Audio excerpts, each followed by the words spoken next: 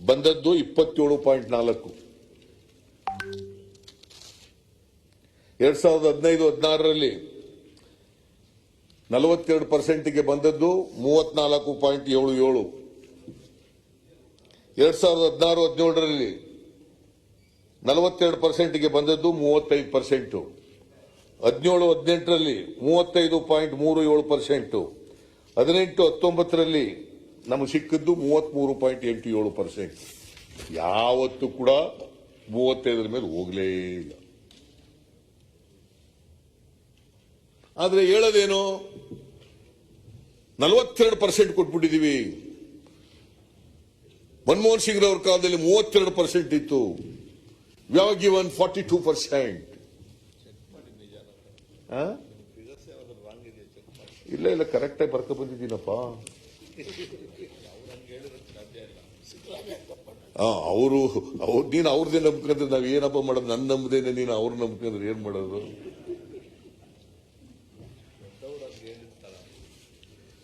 ದೊಡ್ಡವರು ಹೇಳಲ್ಲ ನಿಜ, ಆದ್ರೆ ಒಂದೊಂದ್ಸಾರಿ ಮಿಸ್ಲೀಡ್ ಮಾಡಕ್ಕೆ ಹೇಳ್ತಾರೆ.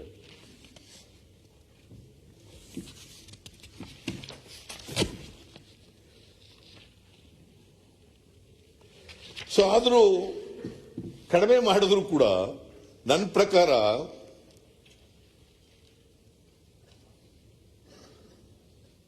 ನಮಗೆ ಬಂದದ್ದು 30% ಅವರೇಜ್. 42% ಅವರೇಜ್ ಬಂದದ್ದು 30%.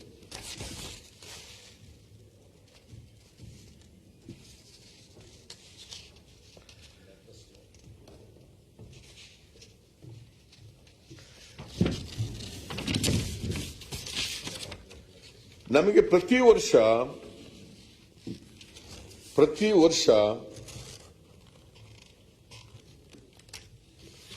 30,000 ಕೋಟಿ ರೂಪಾಯಿ ಕಡಿಮೆ ಆಯಿತು. ಅಲ್ಲ, ಪ್ರತಿ ವರ್ಷ ಕಡಿಮೆ ಆಯ್ತಾ ಬಂತು. 35% ಅಂತಂದ್ರೆ 7%, 8%, 9% ಹಿಂಗೆಲ್ಲ ಕಡಿಮೆ ಆಯ್ತು. How much money we have lost?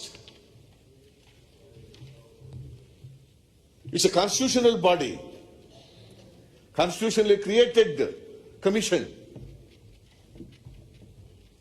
ಅವರು ಹೇಳ್ದದನ್ನೇ ಪಾಪ ಇಲ್ಲೊಂದು ಪೇಜ್ ಬಿದ್ದೋಗಿರುತ್ತೆ ತಗೋ, ಇಲ್ಲೊಂದು ಪೇಜ್ ಬಿದ್ದೋಯ್ತು ನೋಡು, ತಗೋ, ಇಲ್ಲಿದೆಯಾ?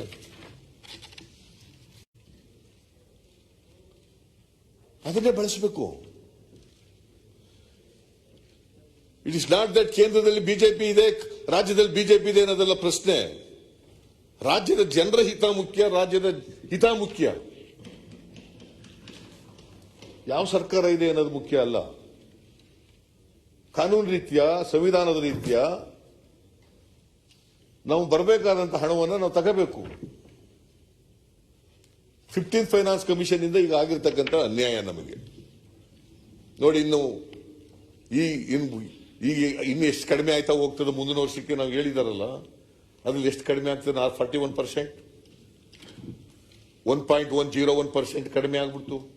14ನೇ ಆಯೋಗಕ್ಕೂ 15ನೇ ಆಯೋಗಕ್ಕೂ.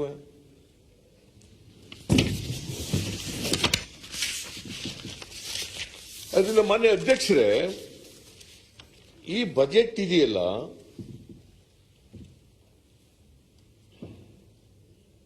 ಒಂದ್ ಕಡೆ ಕೇಂದ್ರ ಸರ್ಕಾರ ನಮಗೆ ಕೊಡಬೇಕಾಗಿರೋದನ್ನು ಪಾಲನೆ ಕೊಡಲ್ಲ. ಆಮೇಲೆ ಮುಂದೆ ಏನಾಗ್ತದೆ ಈಗಲೇ ಎಚ್ಚರಿಕೆ ವಹಿಸಬೇಕು ಆಗ್ತದೆ. 22 ಜೂನ್ಗೆ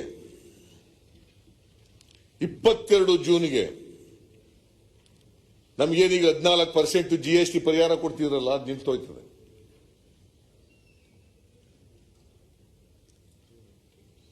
GST ಪರಿಹಾರ ಬರ್ತಿತ್ತಲ್ಲ, ಇಟ್ ವಿಲ್ ಬಿ ಸ್ಟಾಪ್ಡ್.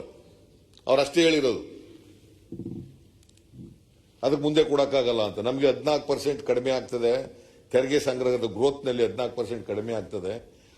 14% ಇಡೀ ದೇಶಕ್ಕೆ ನಾವು ಕಟ್ಕೊಡ್ತೀವಿ ಅಂತ ಹೇಳಿದ್ರು, ಪರಿಹಾರ ಕೊಡ್ತೀವಿ ಅಂತ ಹೇಳಿದ್ರು. ಅದು ಈ ವರ್ಷ ಕೊಡ್ಲಿಲ್ಲ.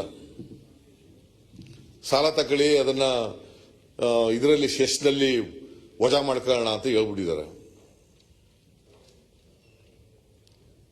16,000 ಕೋಟಿ ಸಾಲ ತಗೊಂಡಿದ್ದಾರೆ ಅದರಲ್ಲಿ GST ಪರಿಹಾರ ಇದಕ್ಕೆ.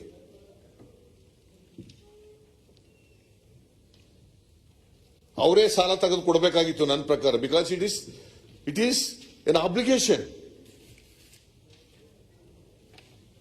It's A constitutional obligation. It's A legal obligation. ತೆಗೆದು ಕೊಡಬೇಕಾಗಿತ್ತು, ಅದಕ್ಕೆ ಒಪ್ಪಬಾರ್ದಾಗಿತ್ತು. 22 ಜೂನ್ ನಿಂತೋಗುತ್ತದೆ. ಐ ಡಿಮ್ಯಾಂಡ್, ನಾನು ನಿಮಗೆ ಸಲಹೆ ಕೊಡ್ತೀನಿ, ಡಿಮ್ಯಾಂಡ್ ಅನ್ನ ಹೇಳಲ್ಲ. ಐ ಸಜೆಸ್ಟ್ ಮತ್ತೆ 5 ವರ್ಷ ಮುಂದುವರಿಸಿ ಅಂತ ಒತ್ತಾಯ ಮಾಡಬೇಕು ನೀವು. ಅನದರ್ 5 years GST ನಷ್ಟ ಆಗ್ತದಲ್ಲ, ಆ ಪರಿಹಾರ ಕೊಡಬೇಕು ಅಂತೇಳಿ ಒತ್ತಾಯ ಮಾಡಬೇಕಾಗುತ್ತೆ. ಇಲ್ಲದೆ ಹೋದ್ರೆ ಕರ್ನಾಟಕದ ಫೈನಾನ್ಸಸ್ ಇದೆಯಲ್ಲ ಹಾಳಾಗ್ಬಿಡ್ತದೆ.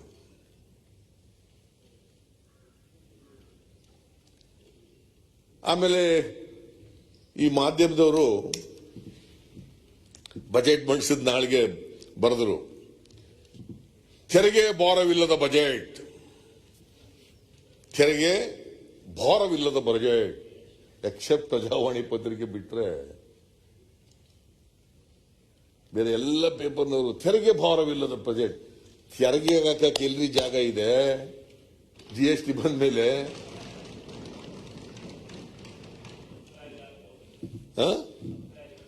GST ಬಂದ ಮೇಲೆ ಎಕ್ಸೆಪ್ಟ್ ಪೆಟ್ರೋಲ್ ಡೀಸೆಲ್ ಅದ್ರ ಮೇಲೆ GST ಇದಿದೆ, ಎಂತದು ವ್ಯಾಟ್ ಇದೆ, ಸೇಲ್ ಟ್ಯಾಕ್ಸ್ ಇದೆ.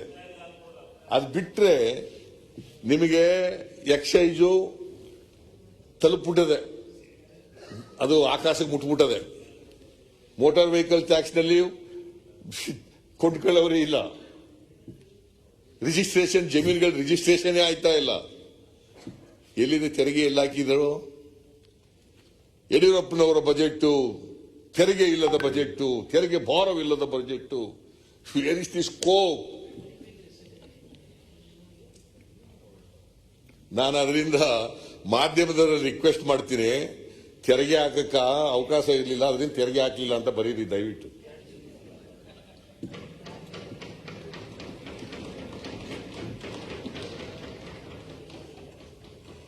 ತೆರಿಗೆ ಹೊರೆ ಇಲ್ಲದ budget. There is no scope at all to levy further taxes. ಸಂಪನ್ಮೂಲ ಕ್ರೋಢೀಕರಣ ಮಾಡಕ್ಕೆ ಎಲ್ಲ ಬಂದ್ ಆಗ್ಬಿಟ್ಟಿದ್ದಾವೆ ಬಾಗಿಲುಗಳು.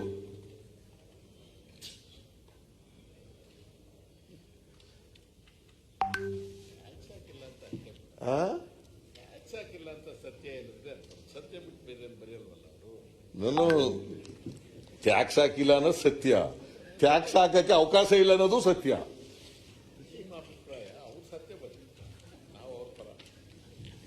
ನೀನ್ ಯಾವಲ್ಲ ಅವ್ರ ಪರ ಬಿಡಪ್ಪ. ನಾನು ನೋಡಿದ್ನಲ್ಲ ಎಲ್ಲ ಕಡೆನೂ ನೀನು ಅವ್ರ ಪರ ಇದೆಯಾ ಅಂತ.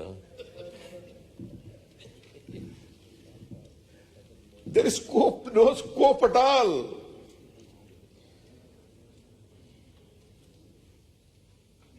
ತೆರಿಗೆ ಹಾಕಕ್ಕೆ ಅವಕಾಶನೇ ಇಲ್ಲ ದೇಶಪಾಂಡೆ ಅವರೇ. ಇನ್ನೇನು ಹೊಸದಾಗಿ ತೆರಿಗೆ ಎಲ್ಲ ಹಾಕೋದು? ಮತ್ತೆ ಈಗಲೇ ಕೋವಿಡ್ ನಿಂದ ಜನ ನರಳಬಿಟ್ಟಿದ್ದಾರೆ, ಬರ್ಡನ್ ಜಾಸ್ತಿ ಆಗ್ಬಿಟ್ಟದೆ.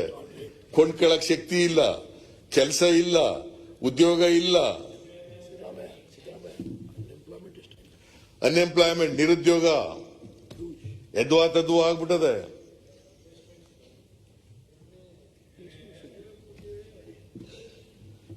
ಸೊ ಅದರಿಂದ ತೆರಿಗೆ ರಹಿತ, ಅದು ಹಿಂದೆ ಬರೀತಿದ್ರು ಆಗ, ಹೊಸ ತೆರಿಗೆ ಇಲ್ಲದೆ ಹೋದ್ರೆ ತೆರಿಗೆ ಇಲ್ಲದ ಬಜೆಟ್, ತೆರಿಗೆ ಭಾರವಿಲ್ಲದ ಬಜೆಟ್ ಅಂತ ಬರೀತಿದ್ರು. ಅದು ಟ್ರೆಡಿಷನಲ್ ಆಗಿ ಬರ್ಕ ಬರೋದು ಅಷ್ಟೇ, ಮಾಮೂಲಿಯಾಗಿ.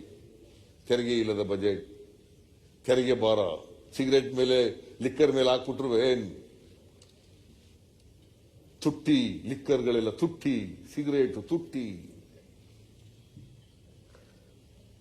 ಪೆಟ್ರೋಲ್ ಡೀಸೆಲ್ ಬೆಲೆ ಎದ್ವಾ ಜಾಸ್ತಿ ಆಗ್ಬಿಟ್ಟದೆ. ಡು ಯು ನೋ ಇಷ್ಟೆಲ್ಲ ರೇಟ್ ಆದ್ರೂ ಕೂಡ ಕೇಂದ್ರನೂ ಕಡಿಮೆ ಮಾಡಲಿಲ್ಲ ತೆರಿಗೆನ, ಎಕ್ಸೈಸ್ ಡ್ಯೂಟಿನ ರಾಜ್ಯನೂ ಮಾಡಲಿಲ್ಲ. 35% ಶೇಲ್ ಟ್ಯಾಕ್ಸ್ ಆನ್ ಪೆಟ್ರೋಲ್. ಇನ್ನು ಫರ್ದರ್ ಹಾಕಿ ಅಂದ್ರೆ ಎಲ್ಲಿಂದ ಹಾಕ್ತಾರಪ್ಪ? ಒಪ್ಕೊಳಕ್ ತಯಾರಾಗಿದ್ದೀರಾ? 35% on petrol, 24% on diesel.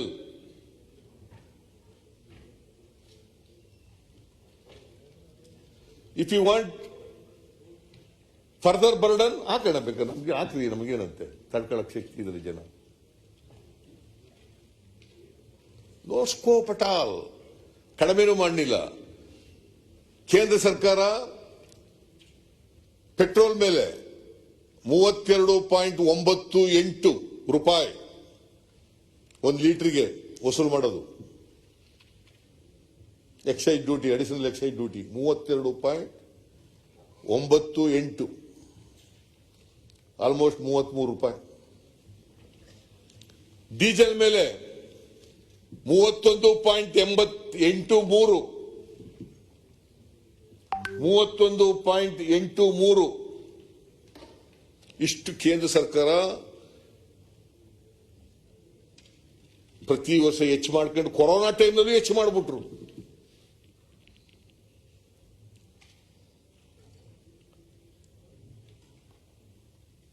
ಕಡಿಮೆ ಮಾಡಕ್ಕೆ ಹೇಳಿ, ಅದನ್ನ ಡೀಸೆಲ್ ಬೆಲೆ ಎಲ್ಲ ಕಡಿಮೆ ಮಾಡಕ್ಕೆ ಹೇಳಿ, ಆಹಾರ ಪದಾರ್ಥಗಳ ಬೆಲೆ ಎಲ್ಲ ಕಡಿಮೆ ಆಯ್ತವೆ, ಒತ್ತಾಯ ಮಾಡಿ. ಪೆಟ್ರೋಲ್ ಡೀಸೆಲ್ ಬೆಲೆ ಎಲ್ಲ ಕಡಿಮೆ ಮಾಡಕ್ಕೆ ಹೇಳಿ, ಅಡಿಷನಲ್ ಎಕ್ಸೈಸ್ ಡ್ಯೂಟಿ ಕಡಿಮೆ ಮಾಡ್ರಿ ಅಂತ ಹೇಳಿ. ನರೇಂದ್ರ ಮೋದಿ ಅವರು ಬಂದಾಗ ಎಷ್ಟಿತ್ತು? 4 ರೂಪಾಯಿ 35 ಪೈಸೆ ಆನ್ ಡೀಸೆಲ್ ಮೇಲೆ, 9 ರೂಪಾಯಿ 20 ಪೈಸೆ ಪೆಟ್ರೋಲ್ ಮೇಲೆ. ಮನಮೋಹನ್ ಸಿಂಗ್ ಅವ್ರ ಕಾಲದಲ್ಲಿ 4 ರೂಪಾಯಿ 35 ಪೈಸೆ ಡೀಸೆಲ್ ಮೇಲೆ, 9 ರೂಪಾಯಿ 20 ಪೈಸೆ ಪೆಟ್ರೋಲ್ ಮೇಲೆ ಆಗಿದ್ದದು 2013-14. ಕಡಿಮೆ ಮಾಡಿ, ಕಡಿಮೆ ಮಾಡಿಸಿ. ಅಲ್ಲೂ ಕೇಂದ್ರ ಸರ್ಕಾರದಲ್ಲೂ ಬಿಜೆಪಿ, ಇಲ್ಲೂ ರಾಜ್ಯ ಸರ್ಕಾರದಲ್ಲಿ ಬಿಜೆಪಿ. ರಾಜ್ಯ ಸ್ವರ್ಗ ಮಾಡಿಸಿ. ಈಗ ನರಕ ಆಗ್ಬಿಟ್ಟಿದೆಯಲ್ಲ ಜನಗಳಿಗೆ.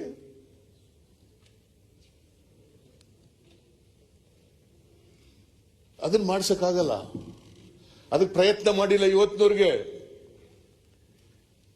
ಪೆಟ್ರೋಲ್ ಡೀಸೆಲ್ ಬೆಲೆ 2012-13ರಲ್ಲಿ ಇದು ಇಂಟರ್ನ್ಯಾಷನಲ್ ಮಾರ್ಕೆಟ್ ನಲ್ಲಿ ಇದರ ಬೆಲೆ, ಕ್ರೂಡ್ ಆಯಿಲ್ ಬೆಲೆ $125, $125. ಈ ವರ್ಷ ಎಷ್ಟಿದೆ ಈಗ 21ನೇ ಇಸ್ವಿನಲ್ಲಿ? $64, ಲೆಸ್ ದ್ಯಾನ್ 50%. ಈಗ ಎಷ್ಟಿದೆ ಪೆಟ್ರೋಲ್ ಡೀಸೆಲ್ ಬೆಲೆ? 94 ರೂಪಾಯಿ ಪೆಟ್ರೋಲ್ ಕರ್ನಾಟಕದಲ್ಲಿ. ರಾಜಸ್ಥಾನ ಮಧ್ಯಪ್ರದೇಶದಲ್ಲಿ 100 ರೂಪಾಯಿ ದಾಟಿಬಿಟ್ಟಿದೆ, ಆಗಲಿ ಸೆಂಚುರಿ ಬಾರಿಸ್ಬಿಟ್ಟಿದೆ. ಕರ್ನಾಟಕದಲ್ಲಿ 94 ರೂಪಾಯಿ ಪೆಟ್ರೋಲ್, 87 ರೂಪಾಯಿ diesel.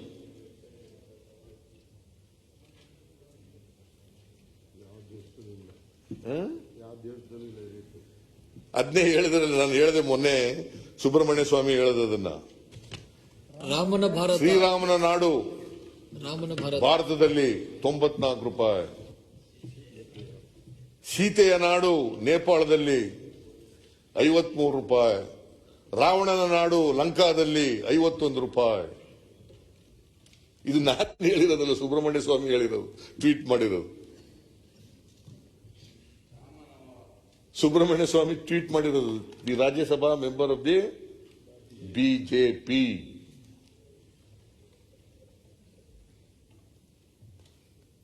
So this is the position. ಕೊಂಡ್ಕೊಳ್ಳೋ ಶಕ್ತಿ ಕೊಡಬೇಕಾಗಿತ್ತು ನನ್ನ ಪ್ರಕಾರ. ಕೋವಿಡ್-19 ಬಂದಂತ ಸಂದರ್ಭದಲ್ಲಿ ಈಗ ಮತ್ತೆ ಜಾಸ್ತಿ ಆಗ್ತಾ ಇದೆ. I am afraid again. ನಾನು ಮೊನ್ನೆ ನೋಡಿದಾಗ 50 ಜನ ಸತ್ತಿದ್ರು, 9,000 ಚಿಲ್ಲರೆ ಜನರಿಗೆ ಅಟ್ಯಾಕ್ ಆಗಿತ್ತು.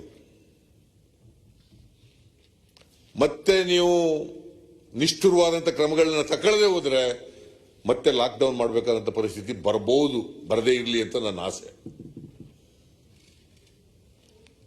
ಬರದೇ ಇರಲಿ ಅಂತ ನನ್ನ ಆಸೆ. ಇವು ಸ್ವಲ್ಪ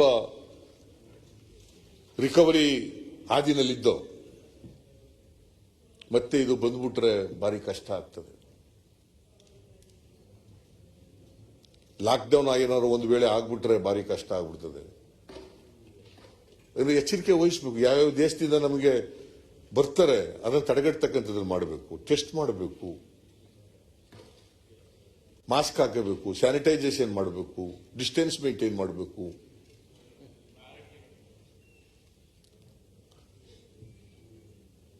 ಕೆಲವು ಮೆಜರ್ಸ್ ತಗೊಂಡಿದ್ದೀರಿ, ಓಕೆ. ಇದು ಇವತ್ತು ಮತ್ತೆ ಜಿಡಿಪಿ ಏನಾಗ್ತಾ ಇದೆ? ಬೆಳವಣಿಗೆ ಇಲ್ಲ ಜಿಡಿಪಿ.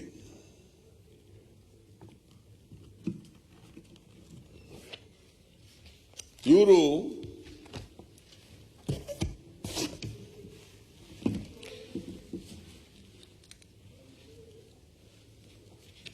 ಈ ವರ್ಷ ಬಜೆಟ್ ಮಂಡಿಸಿರೋದು ಮೊನ್ನೆ ಅಧ್ಯಕ್ಷರೇ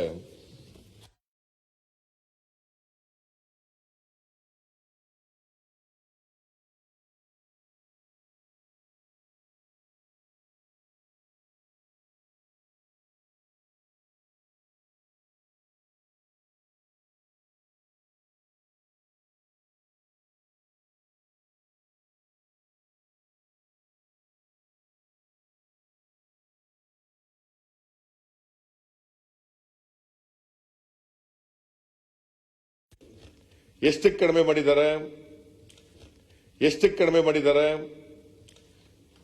2,29,924 ಕೋಟಿ ಕಡಿಮೆ ಮಾಡಿದ್ದಾರೆ. ದಟ್ ಮೀನ್ ಟು ಸೇ ಸುಮಾರು 8,000 ಕೋಟಿ ರೂಪಾಯಿ ಬಜೆಟ್ ಗಾತ್ರನ ಕಡಿಮೆ ಮಾಡಿದ್ದೀರಿ. ಬಿಕಾಸ್ ಆಫ್ ದಿ ಕೋವಿಡ್ ಅಂತ ಹೇಳಿ ಕಡಿಮೆ ಮಾಡಿದ್ದೀರಿ. ಇದಾದ್ಮೇಲೂ ಕೂಡ ಮುಂದಿನ ವರ್ಷಕ್ಕೆ ಈಗಲೂ ಕೋವಿಡ್ ಹೋಗಿಲ್ಲ, ಇನ್ನೂ ಹೆಚ್ಚಾಗ್ತಾ ಇದೆ. 2,46,200 ಅಂದ್ರೆ ರಿವೈಸ್ಡ್ ಬಜೆಟ್ ಸೈಜ್ಗಿಂತ 16,282 ಕೋಟಿ 19 ಲಕ್ಷ ಮಾಡಿದ್ದೀರಿ ಹೆಚ್ಚಾಗಿ. 282 ಕೋಟಿ ಮಾಡಿದ್ದೀರಿ. Is it possible with this state of affairs? I don't think. With my experience, it is not at all possible.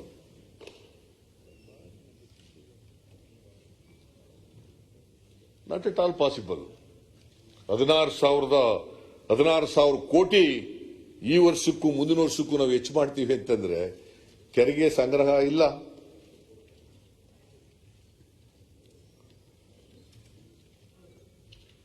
Revenue deficit budget, fiscal deficit budget,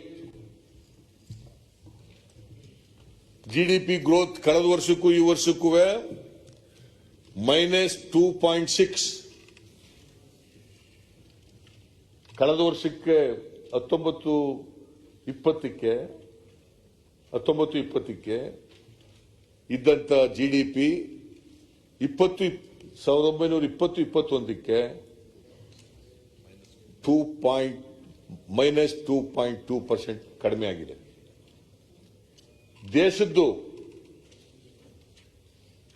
-7.7 ಕಡಿಮೆ ಆಗಿದೆ. As against the 5 expected -7.7.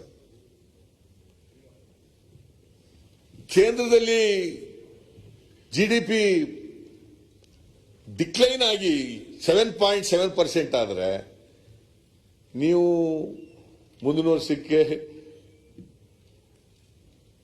GDP minus ತೆಗೆದು ಪ್ಲಸ್ಗೆ ಬರ್ತೀವಿ ಅಂತ ಬರ್ಕೊಂಡಿದ್ದೀರಲ್ಲ, ಬಜೆಟ್ನಲ್ಲಿ ಹೇಳಿದಿರಲ್ಲ, ಇದು ವಾಸ್ತವ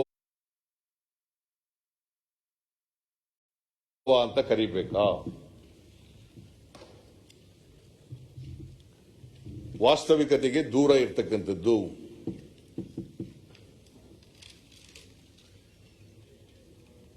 it is not act. ನಾವು ಇದನ್ನ ಸತ್ಯ ಅಂತ ಹೇಳಕ್ ಸಾಧ್ಯನೇ ಇಲ್ಲ. ನಾವು ಇಷ್ಟು ಖರ್ಚು ಮಾಡ್ತೀವಿ, 2,46,207 ಕೋಟಿ ಖರ್ಚು ಮಾಡ್ತೀವಿ ಅಂತ ನಂಬ್ಕೊಳಕ್ ಸಾಧ್ಯನೇ ಇಲ್ಲ.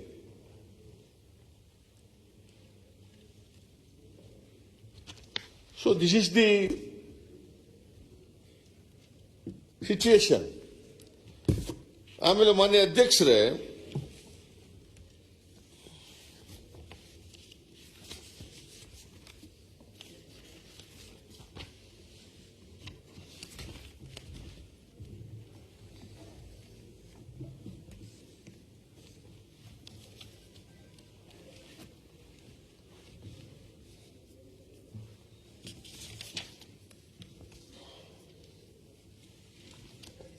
ನಾನು ಸ್ವಲ್ಪ ನಿಮಗೆ ಒಂದು ಹೇಳಲಿಕ್ಕೆ ಬಯಸ್ತೇನೆ. ಇದು ನೋಡಿ, ಚೆಕಪ್ ಮಾಡಿ, ಇಸ್ ಎ ಪ್ರಿಂಟಿಂಗ್ ಮಿಸ್ಟೇಕಾ ಇಲ್ವಾ ಅಂತ.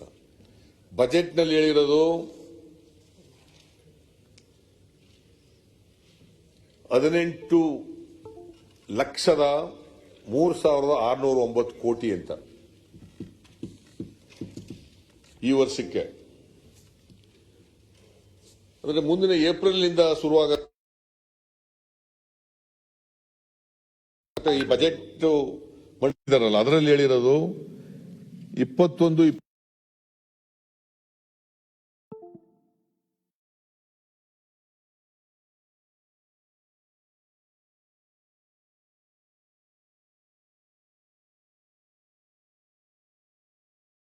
22ಕ್ಕೆ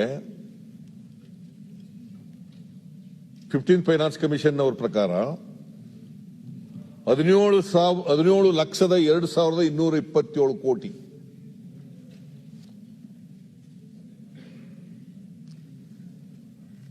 $17,02,227 ಕೋಟಿ 21-22ಕ್ಕೆ. 19-20ರಲ್ಲಿ 16,98,685 ಕೋಟಿ ಇತ್ತು.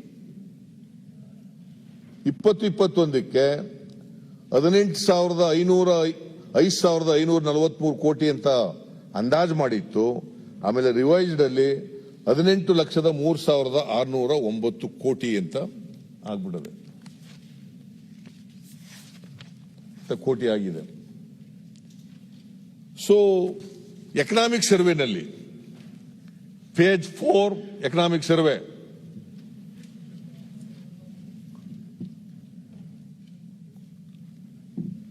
ಪೇಜ್ 4 ಎಕನಾಮಿಕ್ ಸರ್ವೆ 2020-21 ಅಲ್ಲಿ ಹೇಳಿದರೆ 11,13,818 ಕೋಟಿ ಅಂತ ಅಂದಾಜು ಮಾಡಿದ್ದೀವಿ, ವಿಚ್ ಈಸ್ ಕರೆಕ್ಟ್. 16,03,609 ಕೋಟಿ ಕರೆಕ್ಟಾ?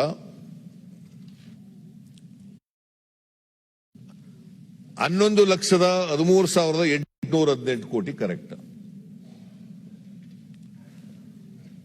18,03,600 ಕೋಟಿ ಅಂತಂದ್ರೆ 2.6 ಮೈನಸ್ ಆಗುತ್ತೆ GDP growth. Suppose economic survey correct ಅಂತ ಅನ್ನೋದಾದ್ರೆ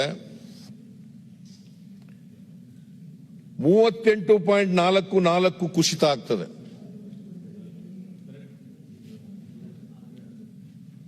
ನೋಡಿ ಹೆಂಗೆ ಇವರು ಬಜೆಟ್ ಮಂಡಿಸಿದ್ದಾರೆ, ಎಕನಾಮಿಕ್ ಸರ್ವೆ ಮಂಡಿಸಿದ್ದಾರೆ. ಬಜೆಟ್ ನಲ್ಲಿ ಒಂದು ಫಿಗರ್ ಹೇಳ್ತಾರೆ, ಎಕನಾಮಿಕ್ ಸರ್ವೆ ನಲ್ಲಿ ಒಂದು ಫಿಗರ್ ಹೇಳ್ತಾರೆ.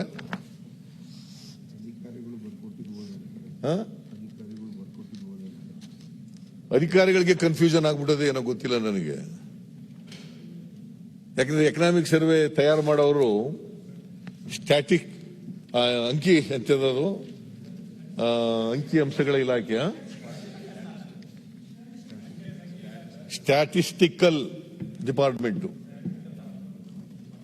ಅವ್ರು ಮಾಡಿರೋದು 11,13,818 ಕೋಟಿ. ಫೈನಾನ್ಸ್ ಡಿಪಾರ್ಟ್ಮೆಂಟ್ನವ್ರು ಹೇಳಿರೋದು ಕೇಂದ್ರ ಸರ್ಕಾರದ ಲೆಕ್ಕದ ಪ್ರಕಾರ 18,03,609 ಕೋಟಿ, ವಿಚ್ ಈಸ್ ಕರೆಕ್ಟ್.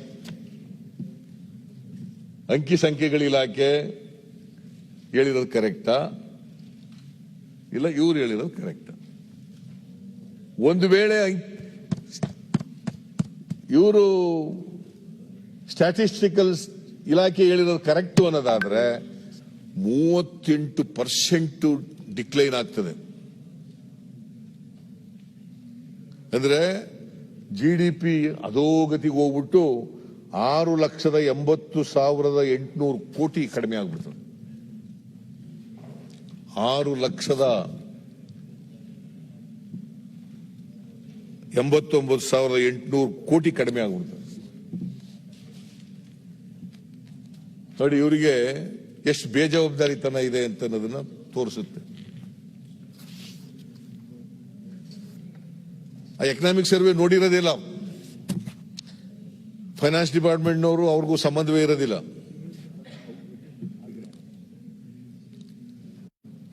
ಅವ್ರು ಯಾವ ತರ ಲೆಕ್ಕ ಹಾಕಿದಾರೋ ಗೊತ್ತಿಲ್ಲ ಇವರಿಗೆ, ಇವ್ರು ಯಾವ ತರ ಲೆಕ್ಕ ಹಾಕಿದಾರೋ ಇವ್ರಿಗೆ ಗೊತ್ತಿಲ್ಲ, ಅವ್ರಿಗೆ ಗೊತ್ತಿಲ್ಲ. ಎಕನಾಮಿಕ್ ಸರ್ವೆ ಫೇಸ್ 4 ಲಾಸ್ಟ್ ಪ್ಯಾರಾದಲ್ಲಿ ಹೇಳಿದೆ.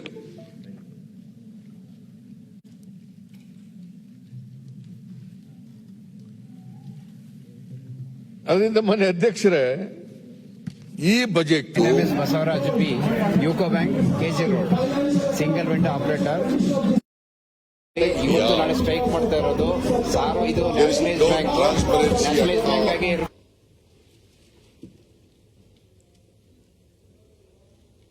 These are all misleading figures. ಅದಕ್ಕೆ ನಾನು ಹೇಳಿದೆ ರಿಯಾಕ್ಷನ್ ಮಾಡುವಾಗ, ಬಿಚ್ಚಿಟ್ಟಿದ್ದದಕ್ಕಿಂತ ಬಚ್ಚಿಟ್ಟಿದ್ದೇ ಜಾಸ್ತಿ. ಬಿಚ್ಚಿಟ್ಟಿದ್ದದಕ್ಕಿಂತ ಬಚ್ಚಿಟ್ಟಿದ್ದೇ ಜಾಸ್ತಿ. ಈ ಕಾರಣಕ್ಕೋಸ್ಕರ ಹೇಳಿದೆ ನಾನು. ಅಷ್ಟೊತ್ಕಾಲ ಎಕನಾಮಿಕ್ ಸರ್ವೆ ನೋಡಿದ್ದೆ ನಾನು. ಒಂದು ಬಜೆಟ್ ಅಂತಂದ್ರೆ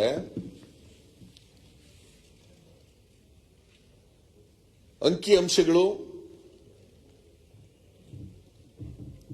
ವಾಸ್ತವಿಕವಾಗಿರಬೇಕು. Because the government is responsible for the legislature.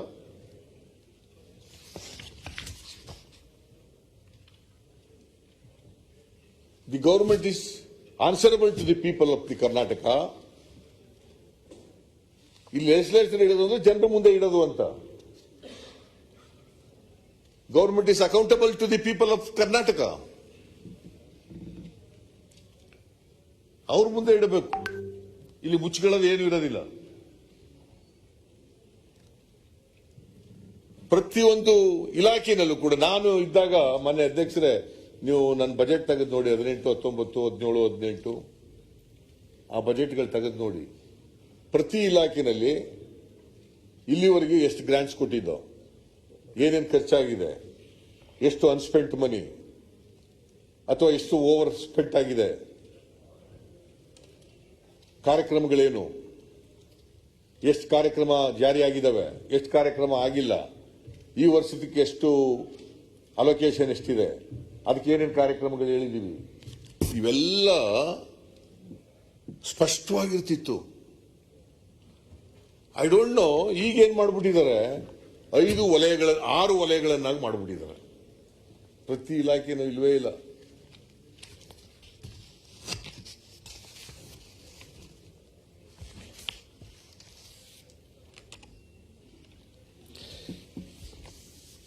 ಪ್ರತಿ ಇಲಾಖೆಗೂ ಇಲ್ವೇ ಇಲ್ಲ. ಎಲ್ಲ 33 ಇಲಾಖೆಗಳನ್ನು ಸೇರಿಸ್ಬಿಟ್ಟು 6 ಸೆಕ್ಟರ್ ಅಂತ ಮಾಡ್ಬಿಟ್ಟಿದ್ದಾರೆ.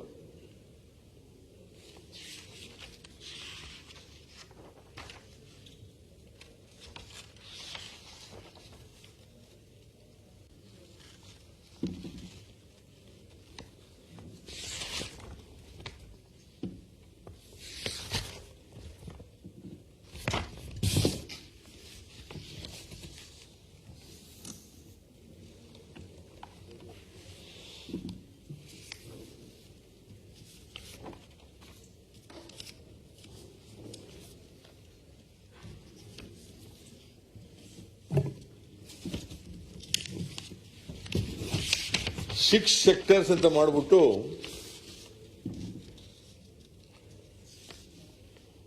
ಏನ್ ಹೇಳಿದ್ದಾರೆ ಅದರಲ್ಲಿ ಅಂತಂದ್ರೆ, ವಲಯ 1 ವಲಯ 1.5 ಆಗ್ತಾ ಇದೆ. 6 ವಲಯ ಅಂದ್ರೆ ಮತ್ತೆ ಬಹಳ ಲೇಟ್ ಆಗ್ಬಿಡುತ್ತೆ. ಊಟ ಮಾಡಿ ಬಂದು ತಗೊಳ್ವಾ? ತಾವೇನೋ ಸ್ವಲ್ಪ ಹೊತ್ತು ಒಳಗೆ ಕೂತಿದ್ರಿ, ತಮ್ದೆಲ್ಲ ಆಗಿರ್ಬೋದು ಅಂತ ಕಾಣುತ್ತೆ. ನಮ್ಮ ಮೇಲೆ ದಯ ಇಡ್ರಿ. ನಾನು ಮಧ್ಯಾಹ್ನ ಮೇಲೆ ಬೇಕಾದ್ರೆ ಮಾತಾಡ್ತೀನಿ. ಬಿಕಾಸ್ ಇದು ಬಹಳ ಇಂಪಾರ್ಟೆಂಟ್ ಬಜೆಟ್. ಅಪರೂಪ ವರ್ಷಕ್ಕೊಂದ್ಸರಿ ಮಂಡಿಸೋದಲ್ಲ. ಅದರಿಂದ ಬಜೆಟ್ ನಲ್ಲಿ ಏನಿದೆ ಅಂತ ಜನಗಳಿಗೆ ಹೇಳ್ಬೇಕಲ್ಲ. Otherwise I will be failing in my duty. ಅಲ್ಲ, ಈಗ 2 ಗಂಟೆವರೆಗೆ ಊಟ ಮಾಡ್ಕೋಬಹುದು. 2:30ಗೆ ಶುರು ಮಾಡಬೇಕಾದ್ರೆ ಅದೇ ಯೋಚಿಸ್ಕೊಂಡಿದ್ದೆ. ಈಗ ಎಲ್ಲ ನಿಮ್ಮ ಹಾಗೆ ನನಗೂ ಎಲ್ಲ ಹಸಿವೆ ಆಗೇ ಇಲ್ಲ. ಆಗಿದೆ. ಈಗ ಮತ್ತೆ ಈ ಲಂಚ್ ಒಳಗಡೆ ಆಗಲ್ಲ. ಅಲ್ಲ, ಲಂಚ್ ಒಳಗಡೆ ಮುಗಿಸ್ಲಿಕ್ಕೆ ಆಗೋದಿಲ್ಲ ಅಂತ ಆದ್ರೆ ಈಗ ಲಂಚ್ ಬಿಡೋಣ, 2:30ಗೆ ಸೇರೋಣ. ಹಾಗಾದ್ರೆ ನೀವು 2:30ಗೆ ಮಾಡಿ ಬಂದು ಮಾತಾಡ್ತೀನಿ. ಬಂದು ಓಕೆ, ನಾನೇನು ರೆಡಿ ಇದ್ದೀನಿ. ಇನ್ನ ಎಷ್ಟೊತ್ತು ಆಗತ್ತೆ ನಾನು ಮುಗಿಸ್ತೀನಿ. ಅಲ್ಲ, ಒಂದೇನು ಸಲಹೆ ಬಂತು ಅಂದ್ರೆ ಊಟಕ್ಕಿಂತ ಮೊದಲು ನೀವು ಮುಗಿಸೋದಾದ್ರೆ ಮುಗಿಸ್ಬಿಡ್ಲಿ, ಕಂಟಿನ್ಯೂಟಿ ಇರುತ್ತೆ ಅಂತ ಒಂದು ಸಲಹೆ ಬಂತು. ಆಗೋದಿಲ್ಲ, ಊಟದೊಳಗಡೆ ಆಗಲ್ಲ. ನಾ ಇನ್ನೂ ಬಜೆಟ್ಗೆ ಬಂದಿಲ್ಲ. ಆ ಹೌದು. ಈಗ ಬೇಗ ಊಟಕ್ಕೆ ಬಿಡ್ತೀನಿ ನಾನು.